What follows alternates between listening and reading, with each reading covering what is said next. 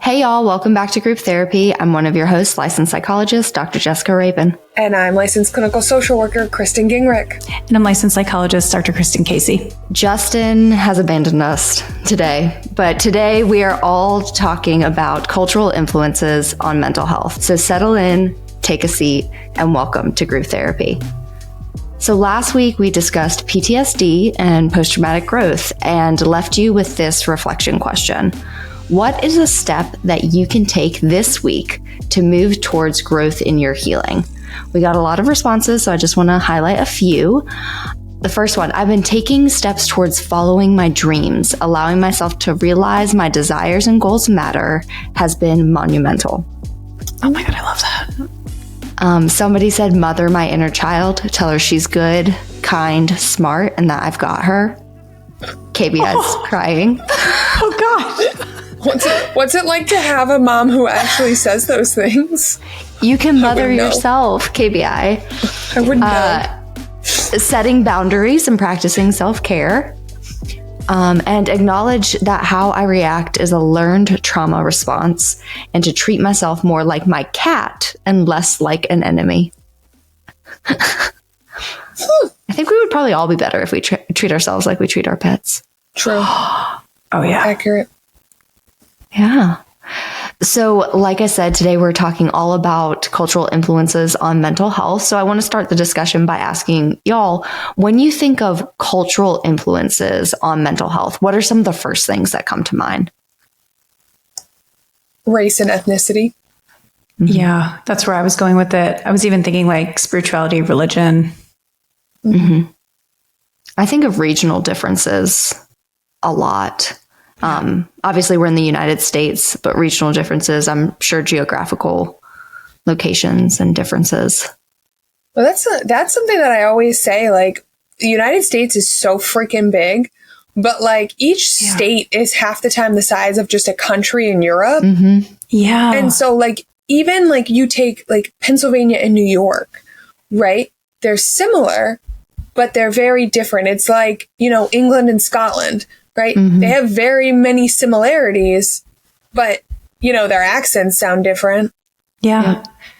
They do things just a smidge different. But if you kind of zoom out, they're really similar. And so it's the same, like, even within New England, like if you take those subsets, right? New England, Mid-Atlantic, South, Midwest, and take those subsets, they're all so different. They are. And I even think just in those differences, there's different ways of like operating, living, all of those things. And that affects how people live their life and view themselves. And I always think that affects mental health. I also think of just like popular culture and how, current trends, media, things like that can influence mental health, perceptions of mental health, therapy, or even like generational differences. Different like cultures of different generations. Like I think of boomers, the culture that boomers grew up in is very different than Gen Z. Yeah. Oh yeah. I think about like veteran culture too, and how just even different jobs that you might have creates a different culture too, like within it. Well, and I think sometimes that's where we get confused on culture, because I think most commonly we think of like race and ethnicity, when in reality, like being a therapist is a culture. It has its, like any subset of people, of groups or anything creates its own culture. And yes, they can be very, very large subsets, but even just nuanced, small subsets create their own culture. Absolutely. Totally. Well, and KBI, go ahead. I was going to say, I think you bring up a good point of like, what is culture? Like, how do we even define culture? Because I think, people just usually jump to race and ethnicity. So does anybody want to kind of, share how they define or conceptualize culture? What does Merriam-Webster dictionary say? I'm not good at words. Merriam-Webster on Twitter is unhinged in a really good way, by the way, if you want to follow. Jess, I know you have it copied and pasted. I know you do. I do have it copy and pasted. I was trying to give you all an opportunity. You're so sweet. Culture. Merriam-Webster says it's the customary beliefs, social forms, and material traits of racial, religious, or social groups, also the characteristic features of everyday existence, such as diversions or a way of life shared by people in a place or time. What's interesting, though, I don't know if you all knew this, the DSM has a whole section on culture. And so the DSM defines culture as systems of knowledge, concepts, values, norms, and practices that are learned and transmitted across generation. And this can include language, religion, and spirituality, family structures, life cycle stages, ceremonial rituals, customs, ways of understanding health and illness, moral, political, economic, legal systems. So I feel like the way DSM defines culture, like, even encapsulates more so than the dictionary definition. Absolutely. I'm even thinking of like life cycle stages and how it affects mental health and how it affects generations too. Like, for example, like boomer generations, like, I don't know, mental health wasn't as like mainstream as it is today. And maybe people didn't have access, just like, I mean, I know accessibility is still an issue, but now it's like Gen Z is like talking all about their therapist and their therapy, you know? So I do think just perceptions of mental health really, culture affects that too. Mm-hmm. Well, and again, like building off of that, just what the access to the education was, right? Mm-hmm. Like, just, I had this conversation with someone, just like thinking of autism, right? Autism now, we have so much education about it, but maybe like 70 years ago, it was the kid who was silent on the farm who was super focused on tractors and fixing that and doing that. Like it because we've gained education, I think it's allowed us to have more awareness. But we, like with time, I got distracted by the 803 math. Wait, what? Why are you doing math? Oh, fuck. Okay, got it. Sorry. Well, my brain was like, what do you mean 803? What do you mean?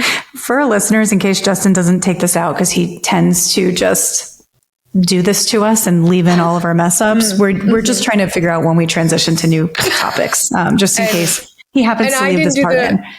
I didn't do the math right. And Jess was like, actually, you're incorrect. You're dumb, Kristen. You're stupid. I did not say that. Exactly. I asked a question. Oh my God, guys, stop fighting. It's reminding me of my So then parents' I got divorce, distracted please. because my brain started to try to do math to see if Jess was right, which I don't know why I do that because she's always right. But yeah, Autism, so I mean, correct. even with time, right? You know, and research, right? Mm-hmm. Ding, ding, ding, Jess. With time and research and education, we begin to learn more. So then it's not as unknown. And I think that, you know, we have a privilege here in 2023 to have more education than maybe they had in 1945, which impacts the culture of it. Oh, absolutely. Have you all had experiences as a therapist or as a client in therapy where like differences in culture or like you recognized your own culture or somebody else's culture and it was like, I don't know, a very prominent memory for you? Mm-hmm. Oh, yeah. I'm recalling a few. I mean, whenever I have clients that even look different than me or their upbringing was different than mine, I even share with them, like, not self-disclose, but I share like there might be things that I might not really understand or I might not get, you know, and that influences our treatment together because it depends on how safe they feel to disclose these things to me. But I always notice that whenever I kind of bring it into the room, it's always like when I was a newer therapist, I'm like, oh my God, it's so awkward. But it's almost like a sigh of relief for both of us because therapy doesn't feel performative then if we notice our differences. Because I do notice that if you're in therapy with someone who might not have the same upbringing or culture as you, they might not really understand the nuance. And that really might affect your level of safety within the relationship, you know? So I always try to at least acknowledge that and say, if you ever want me to learn more and stuff like that, let me know. And I always try to do my own learning on the side with CEUs, with culture every single year. So it helps. Absolutely. Yeah, I've actually experienced a lot of religious differences where I am not a religious practitioner, even in my personal life. I've never been religious. And so I have had clients over the course of time who were very religious. And not even, and some clients who are even religious in a religion that I was not even educated on. And so I have to go, and like one of those things is I very much said, like, I'm not actually very educated on this. I need to do my own work to kind of gain my understanding, because their religion impacted treatment. Mm-hmm. And the way that they perceived certain things, the things that they would do, those type of things. And I needed to educate myself to understand the hierarchy in the family and how that works, how important the church was in their family decision makings, even included down to minute details.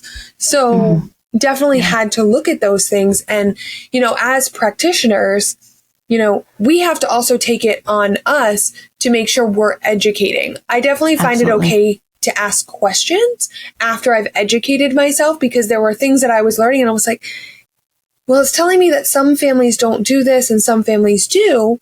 So I just blatantly said, hey, I was in my research, I saw this and it seems important. So I'd like to know, is this something that you practice within your home? I love that. Because it was something like reading that I felt was important when it related to mental health. Mm-hmm. Oh, yeah. No, I love that you ask questions, KBI, because I think, and we'll probably touch on this at multiple points, it's so important because it shows you've done your research, but you're also not assuming just because somebody practices a certain religion, they're going to follow all the practices. For me, I think an obvious one, and everybody that listens to our podcast or follows me on social media knows I work with a lot of trans youth and I am cisgender. Mm-hmm. And so providing gender affirming care as a cisgender individual, upon first meeting, I disclose that I am cisgender. I do not have your lived experience, to make sure that the individual is even okay with seeing me as a practitioner, because some are not, and that's absolutely fine. And similar to you, KBI, doing my research, getting CEUs like K10 said, but also not making assumptions. And another experience that really sticks out to me, I went to graduate school in rural East Tennessee, so it was Appalachia, and I grew up in a city in Massachusetts, so very, very different, and having to learn, I had lived in the South, but the Southern culture, Appalachian culture, rural culture, even like socioeconomic culture. And that was definitely a learning curve for me. But luckily my graduate program really focused on rural mental health and prepared us as much as they could for working with that population. But that's another kind of cultural difference that really sticks out to me. Wow, that's so interesting. And I think our training too really comes into play, all the whatever classes you guys have had and on culture, and the people that you've worked with, really, I don't know, it just influences, I think, our way of conceptualizing things. One thing that I'm really curious about is, do you think that your own culture has impacted your work as a therapist? I mean, my gut says yes. How could it not? Right. I know. I have to think about it too. I'm because I was Googling oh my God, what do clients think about their therapist? And I was just in this vortex the other night, and I'm let me just throw it out there and see what happens. Cause I think the way that we're raised too could impact the way that we even view culture and view these differences, depending on where we're raised and how we're raised and stuff like that. Mm-hmm. No, I definitely think it does. In just I think of, how I the culture of my family dynamic, and even just what seems normal to me. What is normal to me as a family dynamic versus what is quote unquote, and this is like, what is quote unquote societal normal? Yeah. Like, you know, growing up, I didn't eat around a kitchen table. We didn't do family dinners like that together. I didn't spend a lot of time with family, but that was like my culture. That was like, my family didn't talk about things. We talked about it when we had to, not because we wanted to. And so I have to be aware of even that, like of what my comfortability is in those conversations, because if I only went off on what I was comfortable with, families would never challenge each other in our work, in the families that I work with. Totally. Yeah. And so having to be aware of just those influences. Yeah. It's like, I think as a therapist, it takes a lot of work. Go ahead. Yeah. Oh, no.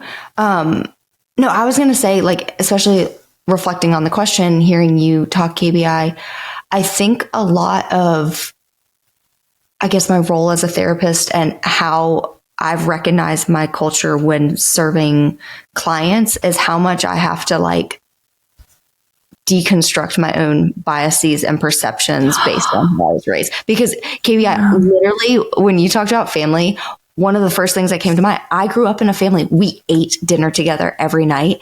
And then working with people of all different backgrounds, I realized like for many, that is just not the norm. So I had to like not assume, or I grew up in a family that you went to college, like generations before me went to college. Like my grandmother went to college, which, you know, born in the 20s, for a woman to go to college was not common. And like, you know, recognizing that that is not the norm for many, many people. It's not accessible. It's not desirable. And just like recognizing my own biases and kind of deconstructing my own beliefs and recognizing how, like you said, KBI, like you're normal, even within a family. Geographic, if we're thinking like micro culture, really, really impacts how you interact. What about you, K10? Yeah, no, I agree with everything that you guys say. And I even think about it on the client end too, of like how they might come to therapy with these norms. And they're like, I hope my therapist sees me, you know? Yeah. And I think that might actually hinder them from getting mental health treatment, or actually help them. Like, oh, if I find a therapist who's kind of like me, or at least sees me, that's helpful. But yeah, for me, it's like, I'm always challenging every like thought I have as a therapist in general. Like, when are we not doing the work? But I even think about culture, and I'm always like really interested in people who are different than me, because I'm like, oh, this might pop up in therapy one day or something like that. But I do think like as therapists, we are always really thinking about this stuff, and it helps us help our clients. But I do think about like, you know, my parents are divorced. Like I grew up in New York around 9/11. Like all these things like have impacted who I am as a human. And then I think like there are other people out there who have a completely different set of life experiences, a completely different set of culture norms, how they're like KBI saying, like how your family interacts. And it's like, you almost have to like switch in your mind. Like other people have completely different life. I know this sounds obvious, but like there are people out there who they have completely different life experiences, and you have to hold space for all of that when you're a therapist. And even as a client, you have to just hope that your therapist will see you. So I say all that to say like that might impact mental health in general, because you might isolate, or you might say, my culture is so niche, like nobody will understand, you know? And I do think it really impacts people's sense of self too. Well, and I think too, to build upon that, I think, you know, culture impacts the way the therapeutic process goes in a lot of ways, right? Like when you were talking, like my first thought was people see college as a privilege. Because it is a financial privilege, unless you somehow were able to get loans and now you're in student loan debt till the day you die. But I've had clients who've come in who see me as the college educated, holding a full-time salaried position, making the buku bucks. And they see me and a lot of times they see you, they're like, oh, you're going to be a know-it-all. Like, you think you're better than me.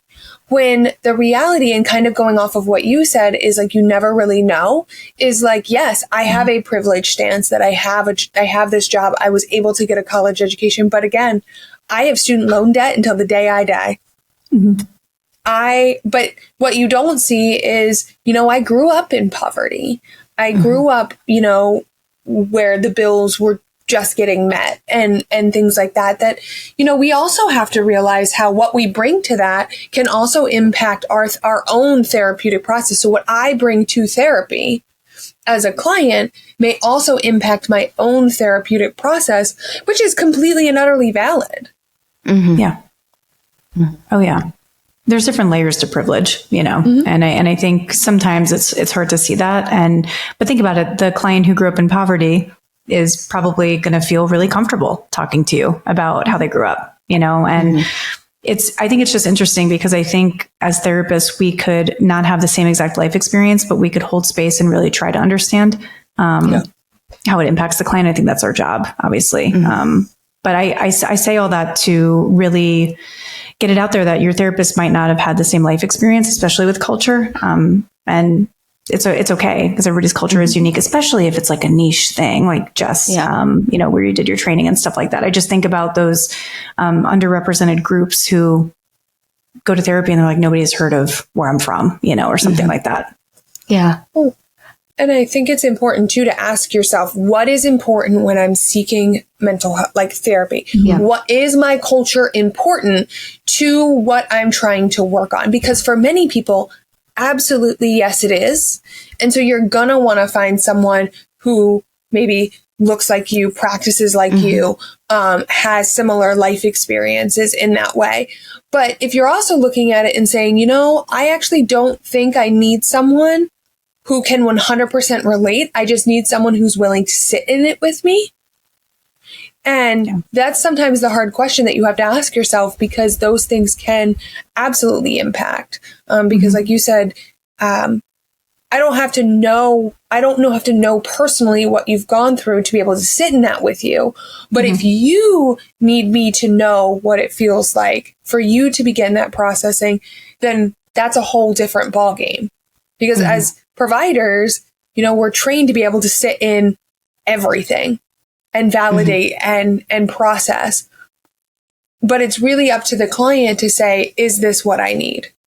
I love that you brought that up, KBI and K10, everything you all have said, because I think, for many people, especially going back to the first thing we all said, race and ethnicity, when we think of culture and mental health in particular, a lot of marginalized individuals, especially racially marginalized, but any marginalized individual, often if they are taking the step for therapy, want to find a therapist that can understand their lived experiences. And there is absolutely nothing wrong with finding a therapist that looks like you, that I live in the South. So many of the therapists in this area are very open if they are Christian and will take Christian influences into therapeutic practice, because Christianity is a very big part of Southern culture.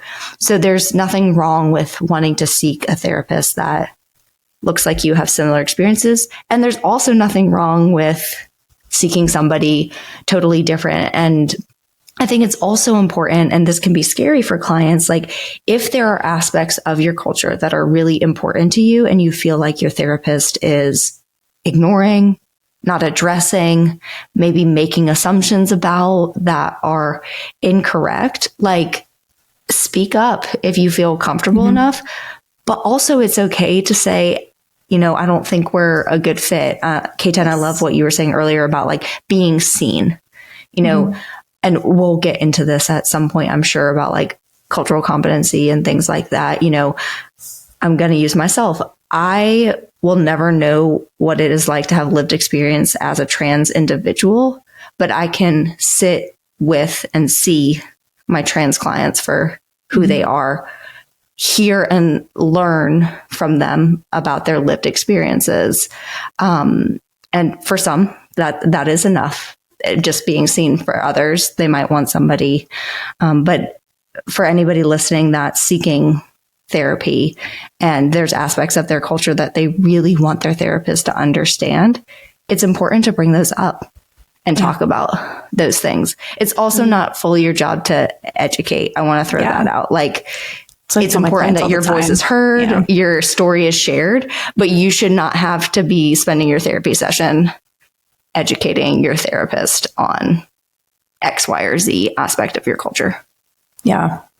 I've had a couple of clients over the past couple of years who come from different cultures. And I'm thinking of race and ethnicity, and they'll say things to me like, not verbatim, obviously, but they'll say things like, I want to talk about like a situation, but it involves a white person. And I'm like, I don't give a fuck if you want to talk about it. That's perfect. Like, let's go, like, whatever. And then we actually have to talk about like, white fragility and cultural humility and all those things, just so that they feel safe enough to talk to me. And I'm like, it's totally up to you to decide if you feel safe enough. It's not up to me, but I always try to hold space for those things. And then if you have that transference as a therapist, you have to really acknowledge it if you want to work with people who are different than you. So one thing we haven't really touched on thus far is how like different cultural backgrounds, cultural experiences impacts like perceptions of mental health. Like, for example, I grew up Catholic, so we didn't talk about mental health. Like, you go and pray. And my sister and I always joke, I became a psychologist, she became a social worker, growing up in a family that you don't talk about. So interesting. Mental health. But like, there's definitely different cultural experiences. I guess we touched on it a little bit with boomers versus Gen Z, but any other thoughts come to mind with regard to like how culture impacts perception of mental health or mental health care seeking? Yeah, I mean, there are cultures out there who view hearing voices as speaking with God. Some may say that like your soul needs healing. Like that's, so culture definitely can impact the way that they view mental health, or the, the pull yourself up by the bootstraps. You've had a good life. We have money, food on the table, all of this. What's there to be sad about? And so it absolutely can impact the way that you view it. And then even on the opposite side of when you have cultures who truly embrace it and talk about it, what that does, like in my household, talking about feelings and naming them and processing and co-regulating, that's a part of our culture in our household. And so going to be watching my child grow up with this, it's going to be very interesting to see when he's an adult and has emotional literacy to be able to express his concerns in his mental health if he were to ever struggle with it. I love how you talk about how it impacts, I don't know, how that impacts you, and then how you have changed the future chapters based on that. You know what I mean? Because I think that's so important. And I notice that with my clients, they have to code switch so much with their families. If they're they grew up in a culture where it's like, you can't talk about stuff. And then you're there in therapy. They have friends who are in therapy, or they have friends who are just like open to this stuff. And then they have to go back home and they're like, oh my gosh, I can't talk about anything, and it could be really hard, if you're the one doing the work. I agree with everything that you said.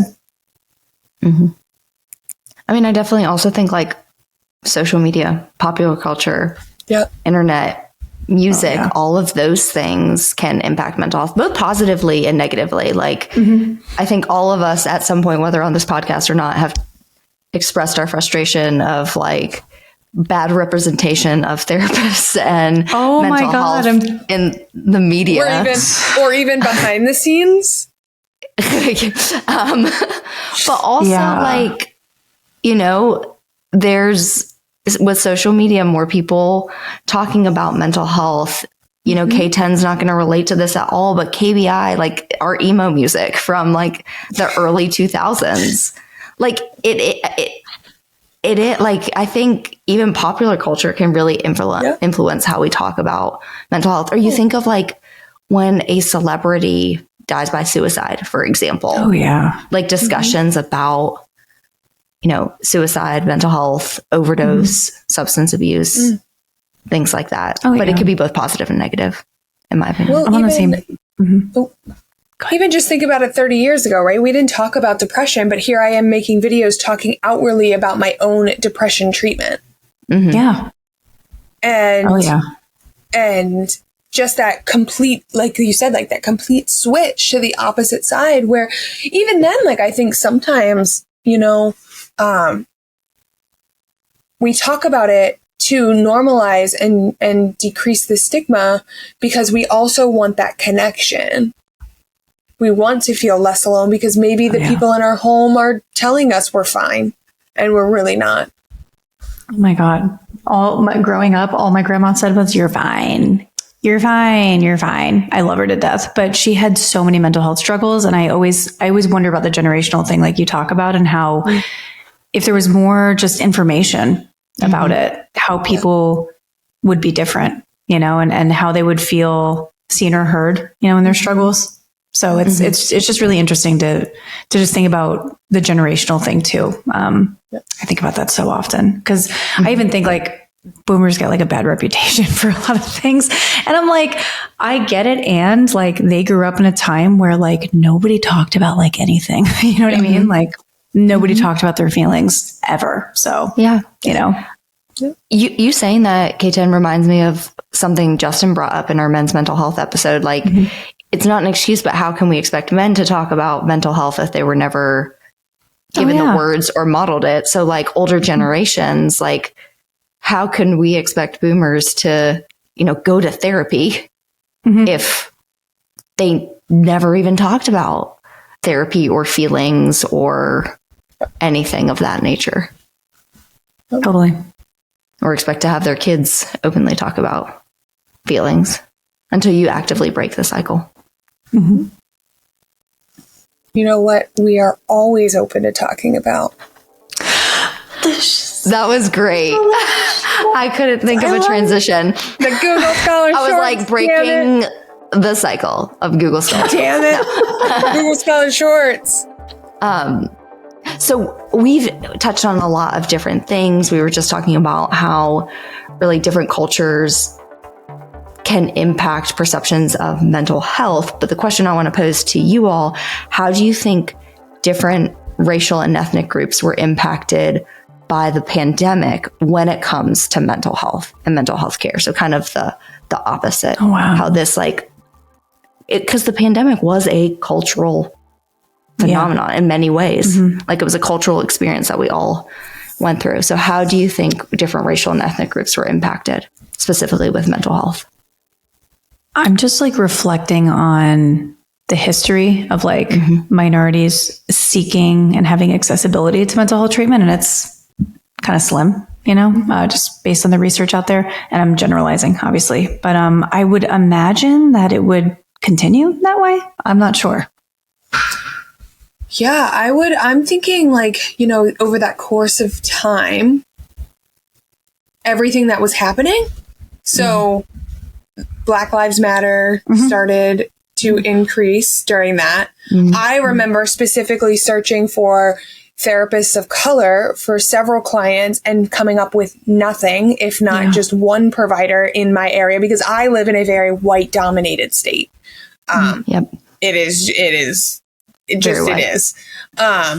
And when I went to search, there was like one provider in like 100-mile radius. And so I can imagine with that, with those increases and those changes that, you know, it couldn't have been good. On top of already, you know, that those populations tend to not access mental health care to start because of the cultural stigmatization that's already involved in that. So KB, I feel like you hacked into my Google Scholar document. I read it. I read it already. I read it already. She already read the document. This is the first research paper in 2020 that I've ever read in my life. Okay, so this study came out in 2023, but I wanted to note that in the study, the authors examined 2 nationally representative U.S. surveys. So the first one was from 2019 before the pandemic, and then the other one was from 2021. So in 2019, The percentage of white and Black individuals who responded to the survey categorized as having depression or anxiety was similar, around 11% of people, whereas smaller percentages of Hispanic, which was 9.4%, and Asian, 5.1% respondents endorsed having depression or anxiety. So 11, 11, 9, and 5. In 2021, respondents categorized as having depression and anxiety significantly increased for Blacks at 41.69%, Hispanics 44.23%, white 37.9%, and Asian 34.3%. So we saw an increase across the board, but significantly more for ethnic and racial minorities. Wow. White respondents continue to have much higher rates of receiving professional mental health care during both pre-pandemic and during pandemics than Black, Hispanic, and Asian groups, even among the subsample with depression or anxiety, and after adjusting for socioeconomic resources. So even after controlling for access to resources, white individuals still sought care more. But KBI, this is where I said jokingly you hacked in. Further, Black respondents were the only group to experience a larger probability of depression and anxiety from the time period of May 28th to June 2nd, which was around the time of George Floyd's murder. And Asian respondents were the only group to experience a larger probability of depression and anxiety in the March 17th to 29th period, which is when the Atlanta spa murders happened. I mean, it makes sense. Yeah. It makes sense. I'm not surprised.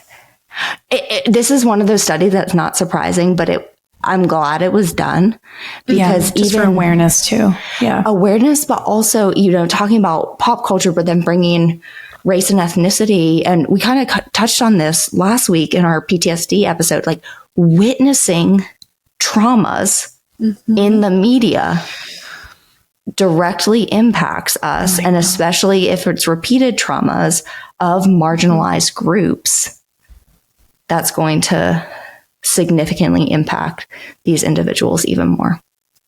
Oh yeah. Because I could go on and on. I'm just going to cut myself off. You want to know what else I love? The polls. Yay. Oh my God. Okay. Let me pull We them don't up. scream as much as Justin does. Do you notice? I feel like my ears get blown out every time he's on here. So I was going to text y'all before and be like, which one of us is going to say peace at the end? Let's all three do it. Let's all three do it. Now all the group members know our plan. We're going to be awkward. Justin will only know the plan if he actually listens to the podcast when he edits. He does listen to the podcast. You're the only one that doesn't. Unlike somebody. Get out of here. I read it. Okay. Anyways, back to the polls. Okay. So we did the polls this week and I was so excited. So we had really, really good respondents. So the first one was, do you have a culture? Yes, no, not sure, haven't thought about it. Which do you think is the highest? I'm going to say yes. But I think I haven't thought about it is next. Yeah. KBI, what about you? See, my inkling is like, I've never thought about it. Right. Yes was actually the highest at 60%. Okay. That's awesome. Yeah. How much no was is no?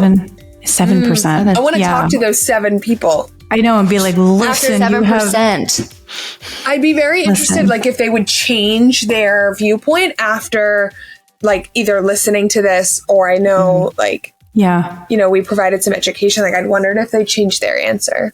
Because I think not an easy thing to think about, but like something that I think most people can relate to. Think about the state that you live in and then think about north, south, east, and west of that state and how it's so different. You know what I mean? That's kind of, and then every part has a different culture. The next question is, do you acknowledge or are you aware of your own culture and how it impacts you? I'm aware of it. I don't really notice it. I'm aware of it and know it impacts me, or I haven't thought about it in depth. Ooh, those are good options. This one is so good. I think I'm aware, but I don't really notice it. Okay. I was either going to say like the first I'm aware or the I'm aware, but I don't, or I haven't thought in depth about it. Yeah, those two are the highest. So I'm aware of it is 31%. And then I haven't thought about it in depth is 30. But I'm aware of it. I'm aware and I know it impacts me is 28%. So there's like, I almost feel like it's we have some aware group members. I am living for it. Okay. So does that mean because they listen to this said podcast? no or whatever? I don't really notice it was 11. I can't do math. 11. 36. Wait, 30, 31 is 61. Oh, no, that's right. Yeah, that's right. 30, 31, Jess and 28, her and num- 11. 20. Just in her Yeah. numbers. I see numbers and I have like a mental conniption. I can't do it. That's so how we messed up at the beginning. literally, yeah, stats class was tough for me. Okay. Do you think the way that you were raised impacted the way that you view mental health treatment? Yes, no, not sure. I would say our group members overwhelmingly said yes. Yes. Same. Absolutely. Yeah, 88%. Wow. Said yes. Okay. Yeah. I was like, chef's kiss. This is amazing. How do you feel that pop culture impacts perceptions of mental health? Mostly positively, mostly negatively, neutral, or unsure? I'm going to say people think it's negative. Yeah. Yeah. Mostly negative is 43%. Oh, wow. And the next one was neutral. I mean, if they just Makes sense, I think. unfollowed all of their other accounts and just followed this podcast, it would be a positive influence. Of course it would. Of course it would. Okay. Last one. Which generation do you think is most likely to seek mental health treatment? Gen Z, millennial, Gen X, or boomer? Gen Z. Yeah. Gen Z. Yeah. Gen Z. I love you guys. Do we actually Oh my have data God. on that, or is that just us all assuming? I think I think okay. So I did a little bit of research and we noticed that people of younger generations are at least more aware of their mental health Yeah. issues, and willing to acknowledge it and willing to be open about it. Does it necessarily equate to them seeking treatment? I'm not sure, but yeah, That's what I we would got. assume we could, and you're not supposed to make assumptions and research. I know. That since they're more open and acknowledging of it, they would be more willing to seek mental health services if available. right. Yeah. Because knows? it's not available. KBI looks like she's having a thought.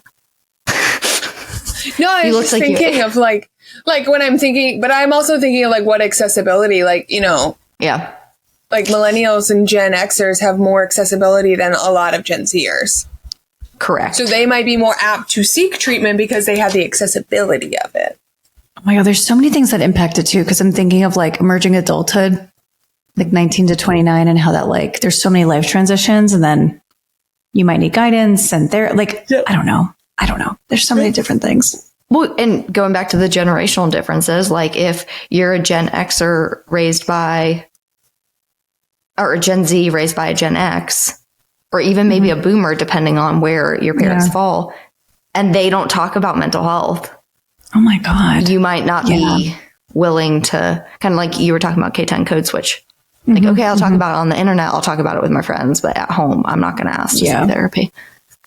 Totally.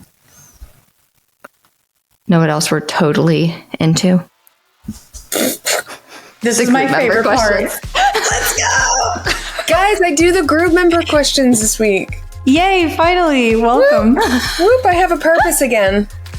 You always have a purpose. Be quiet. Stop being mean. I literally just posted a TikTok about this. I literally was about to say done. K10 posted a TikTok about women being mean to KBI. themselves. Literally, I'm just going to tag you from now on. At me next time, it's okay. Okay, you'll do more than my mom has ever done, so. Oh my god. As always, we love our group member questions. Every week we put out our link. And we ask you to ask questions on our topic. Don't you love I just bypassed that one? Yep. We're just going to speed past it. And because we love them, because we get to answer exactly what you guys want. So we have a bunch this week. The first one I'm going to directly send to Jess because I feel like she's got hot feelings about it. Oh gosh. And this is from Lena from New York Okay. originally. And what are your thoughts on the term cultural competence? Oh, I do have strong She's got feelings them- about this. She's got some spicy feels on I this sent one. this voice memo to y'all the other day. Yeah, that's why. my Her God. blood pressure just spiked. She's Jess ready. went off about this in the group chat. Okay. Which is why I'm pivoting to her for this one.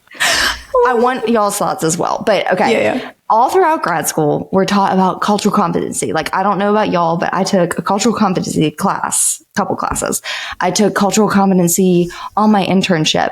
And I truly don't believe any clinician can be culturally competent in all cultures, because like that's impossible. How can we be fully competent in a culture that we are not a part of? We can learn about generalizations, customs, norms, traditions, but as like KBI, you brought up perfectly earlier when talking about religion, like you can do your research, but just because a certain religion has this practice doesn't mean your specific client engages in that practice. So I have strong feelings about this term. I like cultural awareness or cultural humility better. And which I guess I define cultural humility more as like having a knowledge of a culture's background, practices, etc., but allowing the individual to share their own experiences within that culture. But yes, I hate that grad school is so like cultural competent. I'm like, one class in no way makes you competent in culture, especially as like just a white person. Like we have blinders for days. You know what I mean? 12 hours worth, the 12-hour class that you took in grad school that you met once a week for an hour, and suddenly you're like, yeah, I got this down pat. Yeah, no, I agree with everything that you said. And I even think about it this way too, because I think there's a lot of stuff on TikTok and Instagram of like, people getting stitched and called out by stuff, which I think is incredible. You know, I think people are really exercising their power and saying like, no, the narrative is different, or you might be missing something. So I think that if you're always open to learning, then you're always open to cultural humility, but you're never going to know everything, like ever. Even in the culture that you're already in, you know, you might not know everything, or people might practice differently. So, for example, I've really been on a spiritual journey for 17 and a half, almost 18 years now. I never, ever identify with like a specific thing. And I'm always like, I have so much to learn. And I've literally almost been doing this 2 decades. Like you can never learn everything. So, yeah. Okay. So this is kind of a 2 question. I'm going to kind of combine them because they're very similar. So Kate from Australia says, I'm a therapist in training and reflecting on how my own culture impacts the work we do. Given that becoming a therapist requires a certain amount of privilege, for example, the resources and ability to go to university like we talked about, I'm concerned that I'll have so many blind spots in working with populations that I am unfamiliar with. I'm actively trying to learn more all the time, but it feels impossible to know everything. And I'm worried about unintentionally harming a client because I am uninformed. Do you have any advice for improving my own understanding and reflection? Then Joanna from Texas says, how do you address your own cultural and potential biases in the therapy room? I'm thinking specifically when you are a white therapist and you're working with someone who is BIPOC. I love these questions so much. I feel like we're going to end up talking about this forever. I feel like we need 2 episodes. I know. The first thing I want to say to you, Kate, is you're not going to know everything. It is impossible to know everything. No. And that's going on my soapbox of why I hate the term cultural competency. Like, it is going to be absolutely impossible for you to be competent and know everything about every specific culture that you will ever work with. So it's okay that you don't know everything, as long as you are continuing learning and educating. I have more thoughts, but I want you all to speak because I feel like I'm ranting. I love your thoughts. No. And I think if Kate and Joanna, I mean, well, technically, you know, if you act like an expert in someone else's culture, they're never going to feel safe with you because you're not an expert, because you've never have lived experience, right? So you're always going to have blind spots. I think getting used to the discomfort and acknowledging like, I'm not going to know everything is kind of hard, you know? And it could be really powerful because then you create space for the client to talk about their own experience without your preconceived notions or stuff like that. I think it's really, really helpful. I sometimes even tell my clients, like, I've never heard of that before, or, you know, don't educate me, but tell me how you feel about it. And then later I'll like take a CEU on it or something like that, you know? But I do think that like, it's okay to feel this sense of imposter syndrome when it comes to cultural awareness and cultural humility. But I think humility, heavy on the humility, like you're just not going to know everything, and that's okay. KPI, what about you? Well, and I kind of want to go to the, I'm worried about unintentionally harming a client because I'm uninformed. I don't think any of us ever go into wanting to intentionally harm our clients. We can harm our clients for a multitude of reasons. Obviously, this topic specifically is culture. And I think that that's where the humility comes in and the ability to take accountability and to say, I'm sorry, and to do different. So if you do unintentionally cause harm, even if your intention wasn't to cause harm, but the impact was, I'm going to listen to you. Tell me if that client feels safe enough to tell me that I have caused harm. And I'm going to listen and take that in without trying to explain it away. Yeah. And I'm going to hear that as someone who is not in that culture. And I may ask some questions because maybe I need a little bit, but I'm then going to take what you just told me. And like K10 said, I'm going to go find additional information because sometimes I will say that unintentional harming, it never comes, it really truly does come from a place of unintentional, but that doesn't mean that like we can't pretend like it didn't cause harm. Like, oops, it's a mistake. Oops, sorry, move on. Like we have to then do our work to repair that relationship. And here's the thing. You may do something unintentional that causes that client to leave treatment. It happens. I'm not saying it's okay. I'm not saying it's great, but it happens. And that's where we have to take inventory of our own personal knowledge and our own personal blind spots. 100%. And Kate, another thing I want to add is if you're not aware or familiar, at the end of the DSM in the cultural section, there is actually a cultural formulation interview. So the CFI, which really helps clinicians understand the impact of culture on key aspects of the individual's clinical presentation. So like I don't know if you all have used it before. We had to use it on internship and it was like so insightful because the interview questions are worded in a way that it's so targeted to the individual's experience and how their culture, whatever that culture is, impacts them. So, like it asks questions about background and identity and defines it as like communities you belong to, languages you speak, where you're from, racial or ethnic background, and really just guides conversations. And I think it's such a ideal tool for anybody because like we've already highlighted, there's so many aspects of culture and I could have another white cisgender female walk into my office and I make so many assumptions that, we're going to be so similar and we could have completely different cultural experiences other than those two aspects. So I would definitely check that out as well of just kind of as a guide when working with any clients.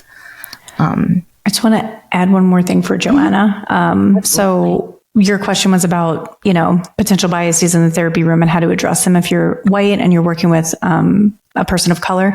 And there's inherently, and I know we don't love to talk about this, there's inherently going to be things that people say about white people that are going to target your white fragility. And that's not for the therapy room. That's for outside of the therapy room. Like you hold space, like KBI is saying, you might unintentionally do harm and you're not sure.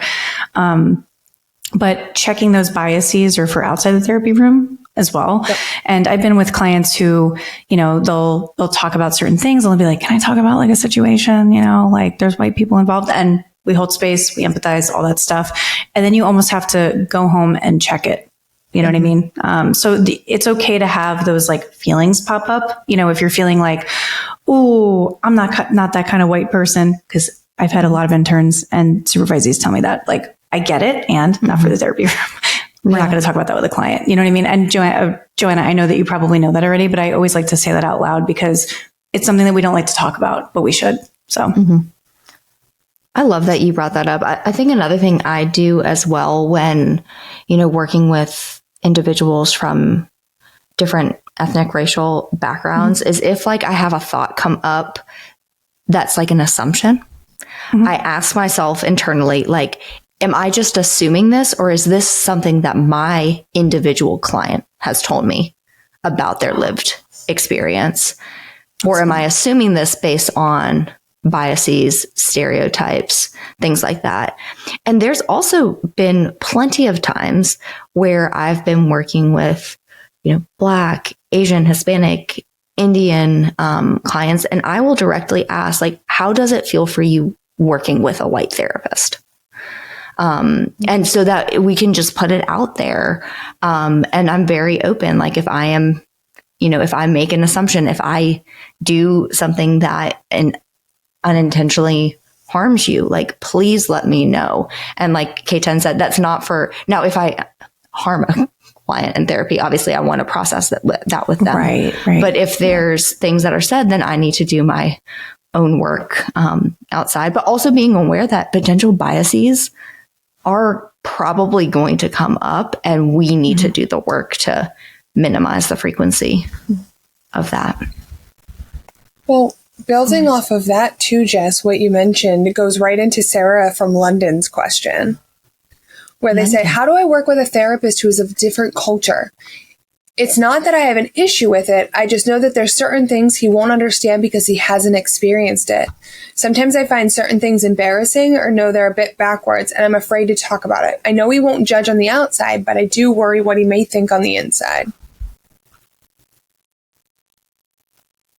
I love this question. Me too. I'm trying to really process it. So my first few gut thoughts. Sarah, I don't know if you picked out this therapist. I know from my minimal knowledge of the healthcare system in the UK, you might have just been assigned this therapist, like after being on a wait list for a really long time.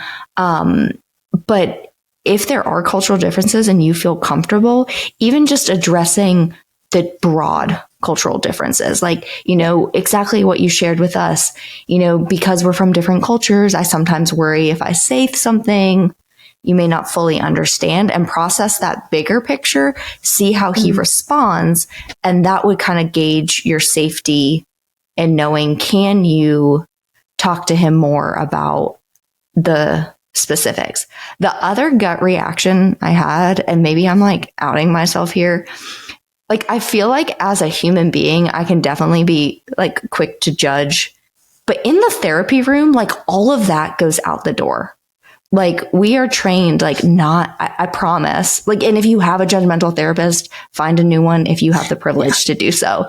But like, we're not there to judge you because it's your lived experience. It's your story to tell. It's your voice. So even if he doesn't understand, even if his gut reaction is like, oh, that's a bit backwards to use your language, that's on him.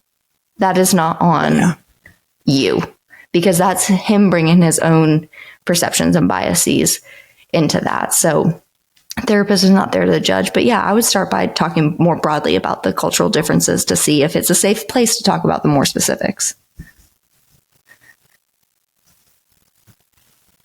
Agree with everything that you said. I have nothing to add. Okay. Michaela from California. Hey there, fellow LCSW here. Whoop whoop. See, screw your dissertations.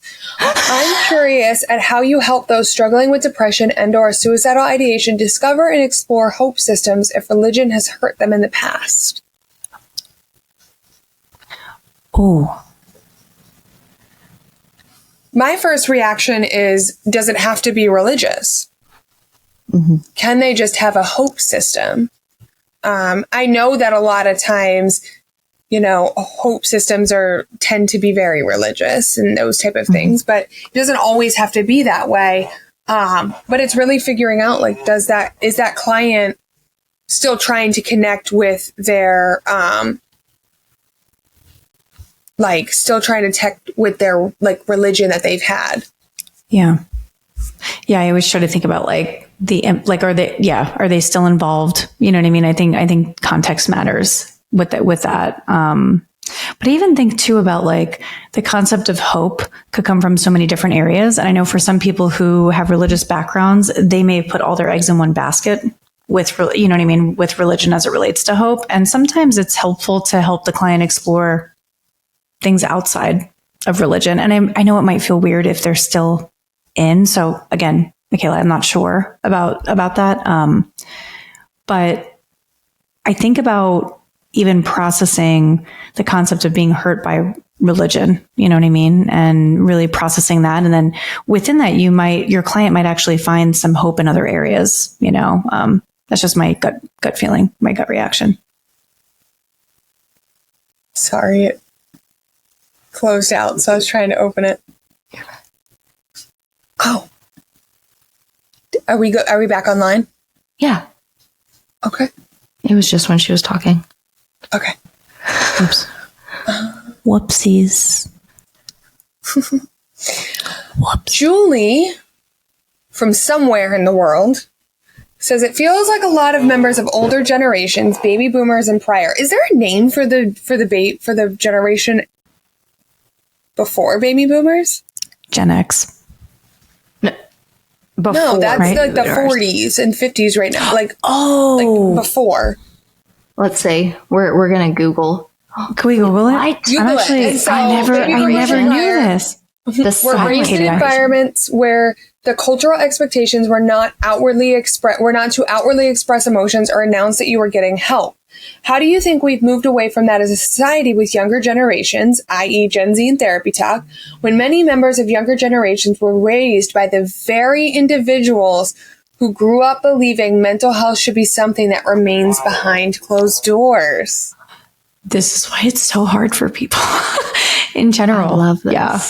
I love this question. And I think I just go back to code switching, and how it's, I don't know if that's the right term actually, but I think it's like, if your family might not really get it, but it's okay is what my gut reaction wants to say. But I think it's hard to even think about like, I'm just trying to picture myself. I'm a millennial. So if I'm trying to picture myself as a Gen Z human right now, and I have boomer parents, that's like a big divide. You know what I mean? I think I'm still processing. I don't really have an answer right now, Julie. Sorry. So the question of like, how have we moved away? And I'm just going to share a personal story. So I know like the reason I got in therapy as a teenager is because my friend went to my mom. So somebody else from my generation went to my mom and was like, I am worried about Jess.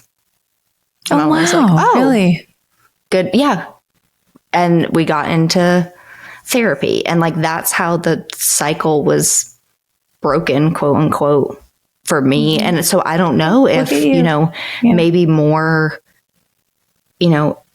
Gen Z friends are reaching out to boomer parents. I think,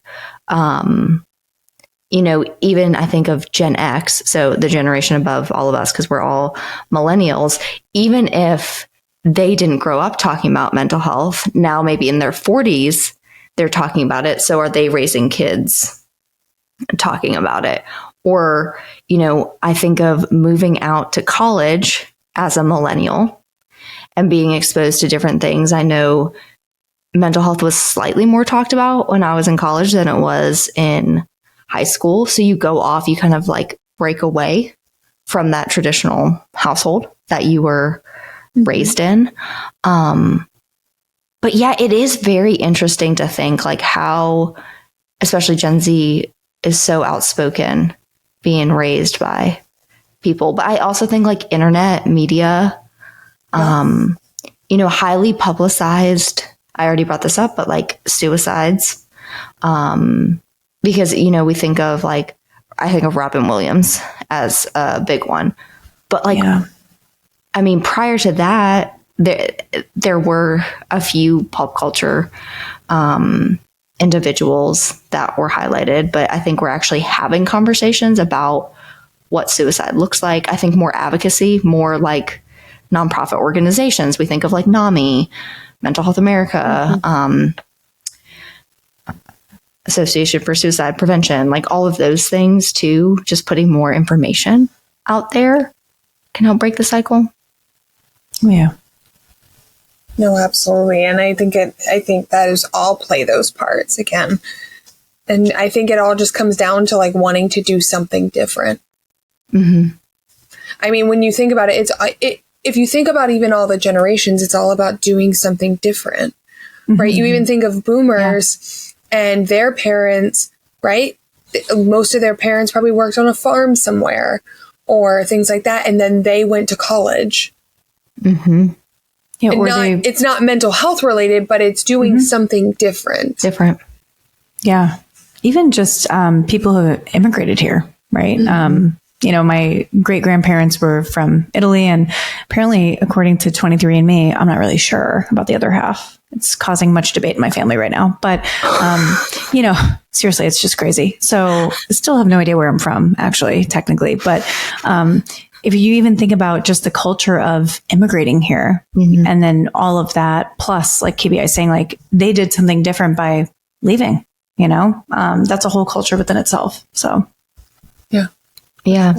Or even the last thought I have on that, and I've seen this with because I work primarily with Gen Z, the recognition, like I've seen how my parents act and I don't want to be like that. I don't necessarily know how to do different, but we've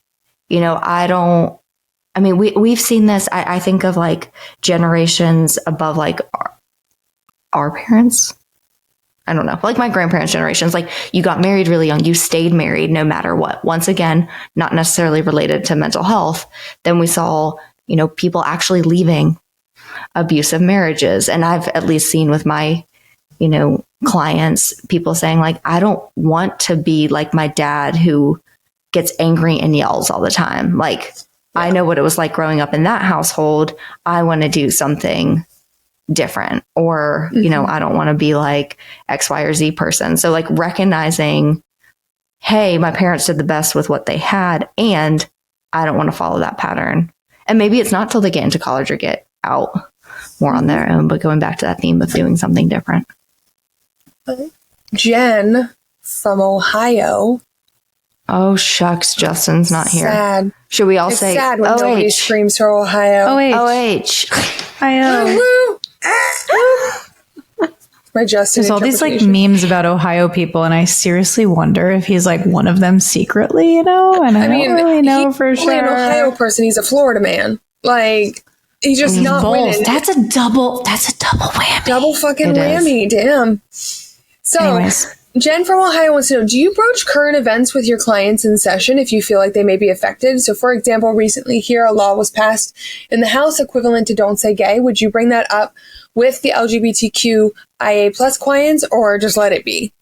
So it depends on the client, but if I know that clients are thinking about current events, they've mentioned it in the past, towards the end of session, I don't want it to take up like our treatment time. Towards the end of session, I'll like kind of create space for it. And I'll say something along the lines of, obviously not verbatim, I'll say like, I've noticed there's this law. I just want to create space to see if you're okay, if you want to process, if not, totally cool. But I want to let you know I see you and how that could be affected or how you could be affected. Some clients are like, thank God. Oh my gosh, I'm so happy you said it. And some clients are like, oh, I haven't even noticed. So it really just depends. But if you know that they might be affected and you have that gut feeling as a therapist, I know it might be awkward to kind of bring it up. So I sometimes will say something like, I know current events sometimes impact things. And I just, again, want to create space for that. If you do want to talk about it, totally up to you if you feel safe enough. If not, we could keep it moving. And 90% of the time, my clients are like, oh God, can you believe it? And they actually talk about it. But it is kind of weird to bring it up initially. If you're a newer therapist or if you just you've never done it before. But I always try to create space if I know the client has been affected or if they voiced it in the past. Mm-hmm. I'm similar to that, K10. It's interesting though, because you said you bring it up at the end to not take up the whole, and I definitely bring it up at the beginning. So like, and especially I like that though. I work with minors, and I share this all the time. Like the amount of politics I talked about in therapy with my clients that can't even vote yet, which is why I love Gen Z. Especially Gen Z with is the shit. LGBTQ plus. But like a lot of times, if a new law is passed, if there's a lot going on, I'll just, I do my normal like, hey, how have you been since last session? And I might just say something like, I know there's been a lot going on in our society or with laws being passed. I just wanted to check in. Is that something you want to talk about in session today? And make it very like casual, leave it up to them, but provide that space. And a lot of my clients do, or even just, I think of when Roe versus Wade was overturned. I have very few adult clients, but it was something that for the ones that I have seen, and we have talked about things like that in the past. I, just wanted to check in with you, with this overturning. How are you feeling? Is this something you want to talk about? But just like you, K10, and if they're like, no, I don't want to talk about it. You're like, no big, totally cool. Just want to offer. I do think we've all three of us have said this at some point, like therapy is political and politics do affect our clients, especially clients that hold marginalized statuses, multiple marginalized statuses specifically. So I think I'm of the view, I agree, it can be awkward at first, but by me bringing it up and in a way that allows them the space to talk about it if they want, but also shut me down real quick, it shows them like I am a safe space. If maybe I don't want to talk about it today, but next session. Yeah. And even if clients say, no, I don't want to talk about it, or no, that's not important to me. I'm a firm believer in allowing clients to correct me, because that's what makes therapy collaborative, like Absolutely. If I'm off base, like, please tell me, like, it's totally cool. I don't take it personal. Yeah. Okay. Maddie and Sam both had similar questions as well. So Maddie is from Chicago and Sam is from PA. What are your thoughts on access to mental health treatment in rural areas, and how can it be more accessible? I mean, rural mental health is my jam. I mean, I just spent 7 years working in rural mental health. It's, even rural living is its own culture, because you have to get creative sometime with resources.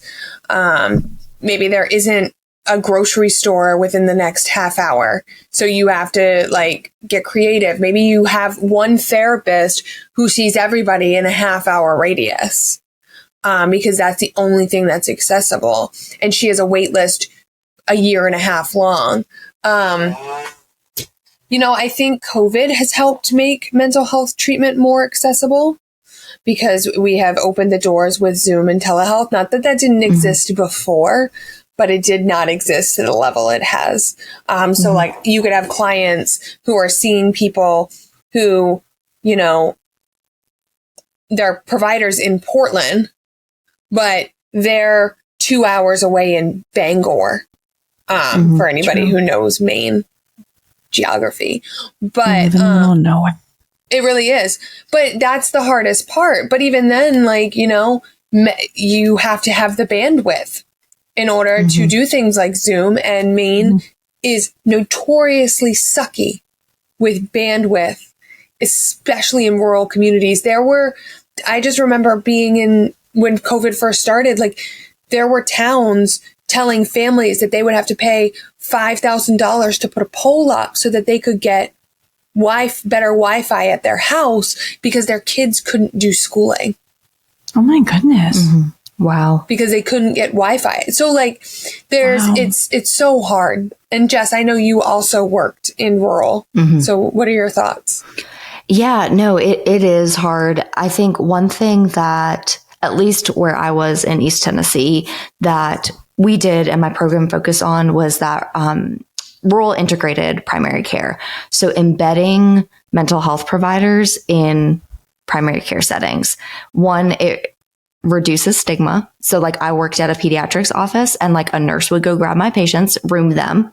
So it reduces the stigma that we see a lot of times in rural areas. Also, if, there is a primary care clinic, medical hospital, things like that people are already going to, increasing access to mental health resources that way. I know when we had Dr. John on, he talked about working in a federally qualified mental health center. And I know they put a lot of those in rural areas. And at least for psychologists, I can't speak to other disciplines, but usually they'll do like a student loan payback. If you do like 5 years in a federally qualified mental health center, to at least entice more clinicians to work in rural areas, because it is such underserved population. But yeah, I mean, telehealth helps as well. And not to jump ahead and take your thunder, KBI, to Sam's question, because I know you mentioned Sam specifically talked about Appalachia, and that's where I worked. And I already kind of touched on this. Like, I had to learn a lot about Appalachian culture. And one of the things that sticks out to me the most is the use of the term nerves. Have you all heard this term before? Yeah. Nerves. Okay. So KBI hasn't.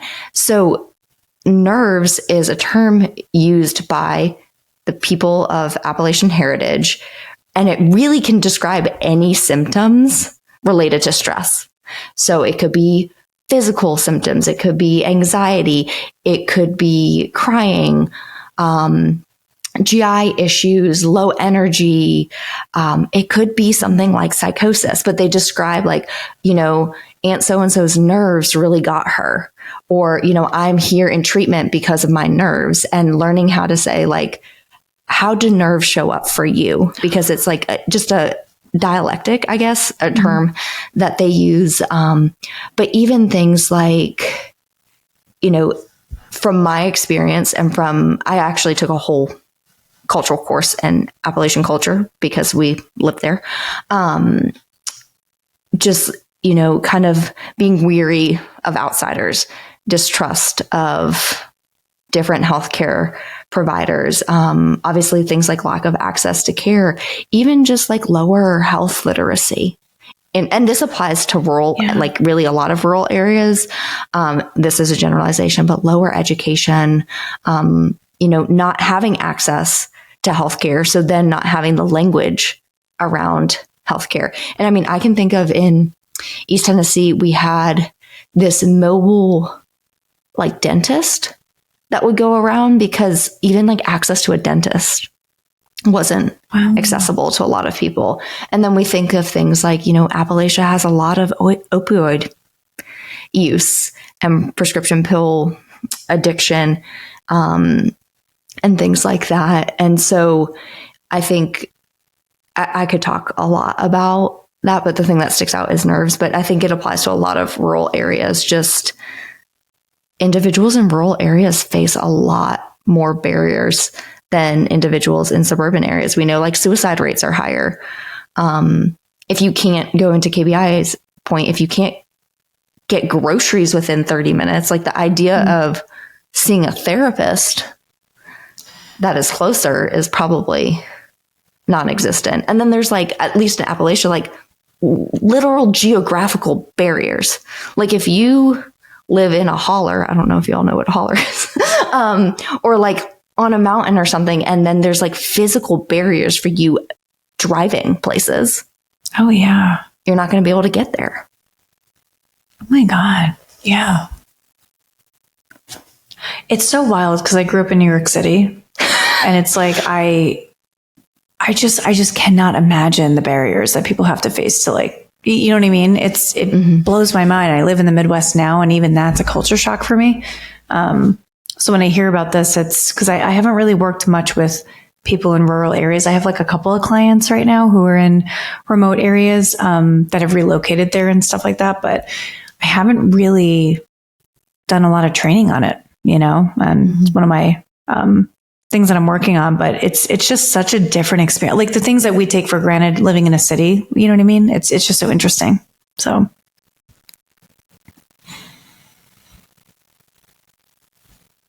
You're muted. Love you.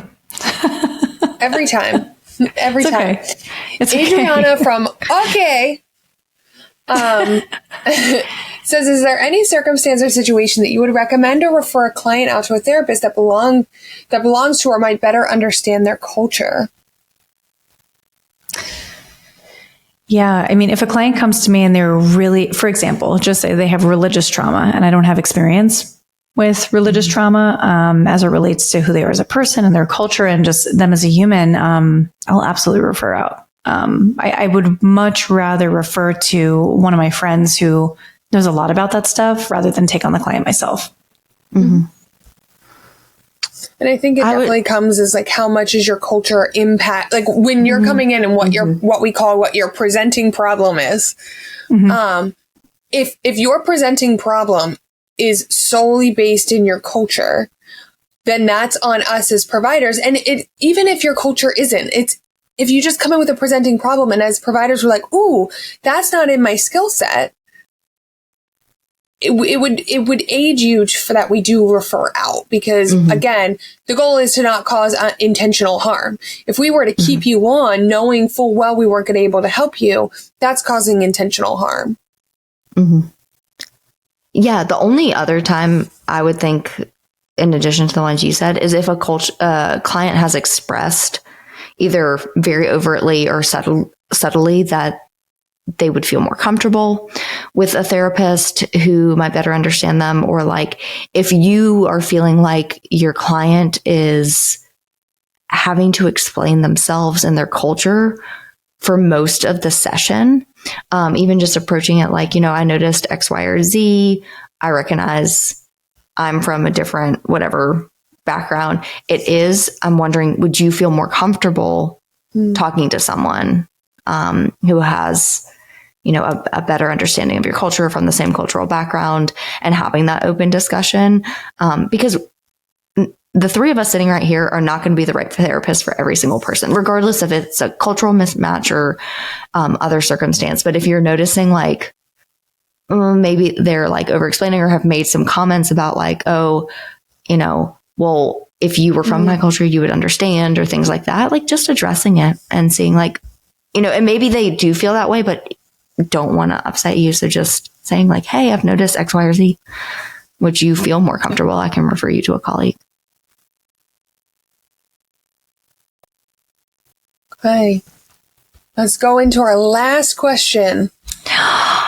No. I know. All right, fine. Which one? There's a couple, and now which one do I want to pick? Oh my God. You choose. There's too many good ones. I know. Daisy from London says, how can I, a millennial, protect myself, set boundaries, and stand up for my mental health and the mental health of others when my mom, who is a boomer, is so stuck in her ways and it hurts? P.S. You're all such an inspiration. I'm about to start psychotherapy training, and thank you for making this podcast. Oh, Daisy. My love. I think even just acknowledging that not everybody's going to get it, even if you love each other. I mean, even if you love each other. My grandpa and I were very, very, very close. He's boomer. I'm millennial. And there were a lot of things that he just didn't get. Do I love him? Of course. Did it hurt me that he didn't get it? Absolutely. Both can exist. I think just acknowledging that is helpful. And then even like setting boundaries and standing up for your mental health. I mean, I think one thing to consider is, am I able to have a relationship with this person even if they don't understand? Some people might say no, and that's okay. And some people might say, okay, I could probably work around this or I could work through it, but it really depends. Absolutely. I also think recognizing like you can't change other people, and Daisy, I obviously don't know your situation, but I know you said she's so stuck in her ways and it hurts. Like an example I'm thinking about, like if your, mom makes really hurtful comments and you're like, Mom, stop, like that upsets me. And she keeps doing it, setting the boundary of like, if you continue to say X, Y, or Z, I'm going to remove myself from the situation. Because you can't, saying like, don't do that. Like you really can't control if she does or doesn't, but you can control removing yourself from the situation, setting that boundary, things like that. And remember, no is a boundary. No. Yep. Or do you need to distance yourself at certain times? Like, take inventory of your energy and your mental health that day. Is this a good mental health day and I can be around my mom for a little bit of time, or am I already struggling and this would be a time? And I don't know your circumstance. You might live with her and it's harder to do so, but are there other ways to protect your mental health in addition to boundary setting, like people that you can surround yourself with that make you feel better? These were such good questions. I know. This one by so fast. I don't want to end. I know, it was a good one. I get sad at the end sometimes. But thanks for joining us. It's always been fun spending time with you all. We appreciate your questions so much. It keeps this podcast going. You're basically the foundation of why this podcast is successful. So thank you for being here with us. And as always, we leave you with a reflection question. How might you learn more about people who are different than you? Or how have you learned about people who are different from you? Head over to our Instagram page and comment on this episode's posts. And please rate, review, and subscribe and share this episode. And we'll see you next week in group therapy. Bye. Peace.